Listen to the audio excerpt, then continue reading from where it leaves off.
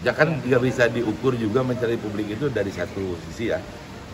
Pasti ini kan perbaikan-perbaikan, makanya tadi karena faktor apa kita akan cari.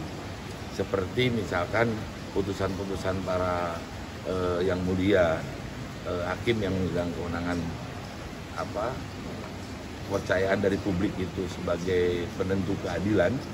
Ini dari sisi kemarin kan banyak hal yang mungkin muncul tentang salary atau segala macam. Ini kan harus menjadi, jangan sampai ada moral hazard atau apapun yang terjadi di kalangan para penegak keadilan itu.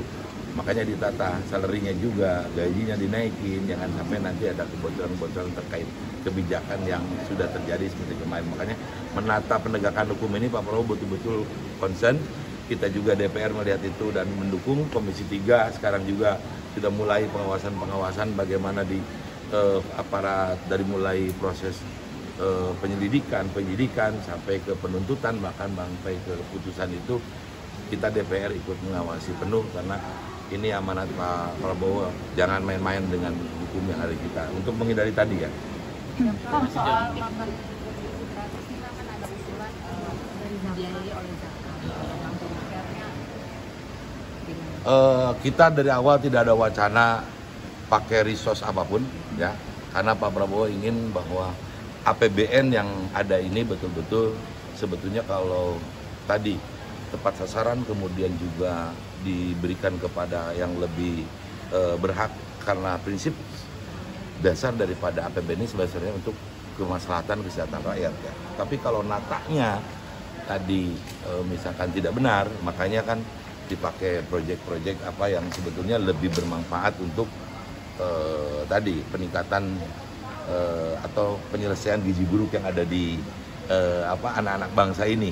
Stunting tidak akan ada, kemudian juga bagaimana IQ-nya, tingkat kecerdasannya akan setara dengan negara-negara lain. Nah, makanya saya lebih setuju, lebih tepat bukan lembaga-lembaga seperti zakat atau infak segala macam, negara yang harus hadir.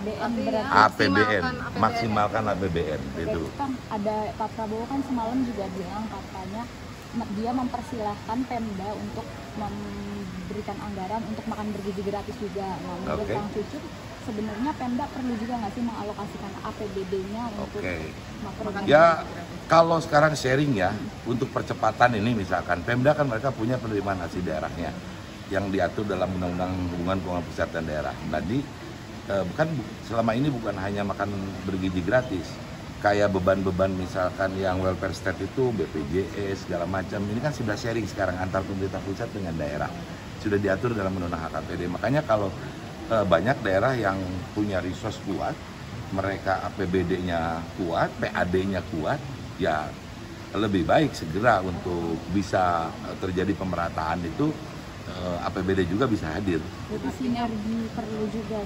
Perlu nanti kita kan diatur kalau misalkan di transfer keuangan daerahnya, misalkan sekarang pemerintah pusat bertanggung jawab di apa, mereka punya penerimaan hasil daerah bisa mensupport MBG itu.